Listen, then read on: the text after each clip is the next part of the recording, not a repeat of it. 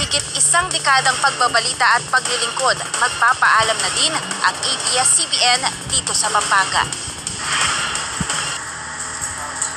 Nababalot ng katahimikan ang nooy masigla at masayang istasyon ng ABS-CBN Pampanga sa Barangay Lara sa City of San Fernando. Ang mga opisina na dati puno ng kulay at buhay mula sa mga empleyadong magdamag na nagtatrabaho at naglilingkod, ngayon tuluyan ng magiging bahagi ng nakaraan. Kasabay sa pagpatay ng prangkisa ng ABS-CBN ang paghinto sa pangarap at kabuhayan ng higit 20 nagtatrabaho para sa local station. Tuluyan ng matutuldukan ang nasa higit 14 na taong pagbabalita at paghahatid ng impormasyon at serbisyo sa mga Kapampangan. Ngayong araw, ang araw na mamamaalam na ang ABS-CBN Regional. Kaya ang teknisyan na si Ronel Castro kasabay sa pag-iimbentaryo ang pag-iempake na din sa kanyang mga gamit sa loob ng 4 na taon nitong pagtatrabaho sa ABS-CBN Pampanga. Sa totoo nito, masakit eh. Lalo na kami yung last na technician na maiwan dito, magko-close, turnover, masakit. Tsaka lalo na pandemya, mahirap maghanap ng trabaho. Masakit. Hindi ko in-expect na ganito.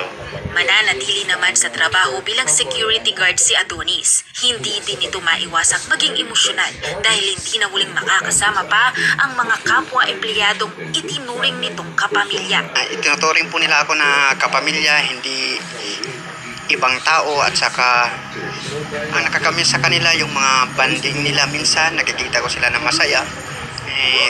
Sa ngayon na nawala na, talagang nakakalungkot po. Isa naman sa mga nawalan ng trabaho ang utility personnel na si Nimran Zelda. Madalas siyang nagboboluntaryo kasama ang kanyang pamilya tuwing may baranggayan. Sa 5 taon ko dito, masaya.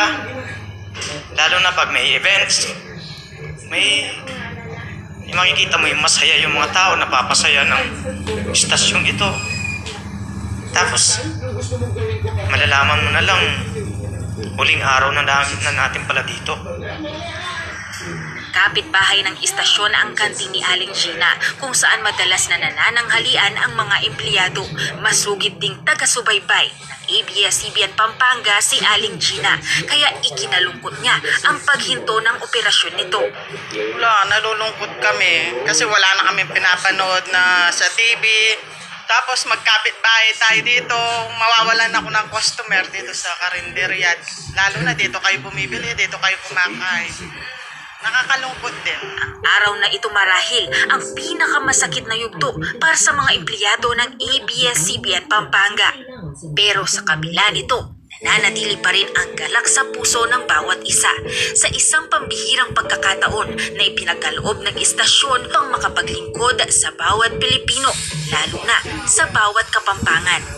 Hindi pa matiyak ang magiging landas na naghihintay sa bawat empleyado ng istasyon, sigurado naman na babaunin nila ang lahat ng mabubuting aral at prinsipyo na naitanim sa puso nila ng kumpanya, tulad ng pagrespeto sa kapwa, pagiging matulungin sa nangangailangan at pagiging tapat sa lahat ng hakbang. Maraming salamat sa pagmamahal, isang karangalan sa pagkakataong makapaglingkod sa inyo, aming kapamilya dito sa Pampanga at sa lahat ng Kapampangan saan mang sulok ng mundo. Trisha Mostoles, ABS-CBN News.